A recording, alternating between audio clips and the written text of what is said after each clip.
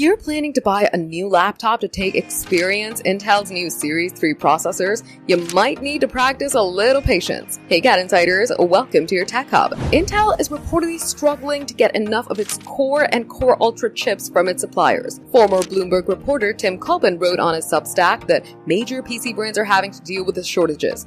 It's a sore subject given Intel reportedly urged those same companies to switch over to the new chips as it would quickly stop manufacturing the previous generation of them. The Core and Core Ultra Series 3 chips are the first two made on Intel's long-gestating 18A process, the first step on its comeback tour. In the last 2 decades, Intel has seen its technology erode as it was surpassed by its Taiwanese rival TSMC, which now is the world's biggest chip manufacturer. According to Copen, the reason Intel is shutting down production of its older chips is because both are manufactured by TSMC. Given the demands placed on the Taiwanese chip company, Intel is likely to not be its highest priority, especially given that it has little to offer and can't provide much assistance to the company that still has decided to claim its seat at the top of the chip manufacturing hill. Unfortunately for Intel, while manufacturing the 18A chips themselves is done in-house, the new chips still need a lot of additional components from, you guessed it, TSMC. Copen added the supply crunch may get worse as Intel has also released its first high-end server chip,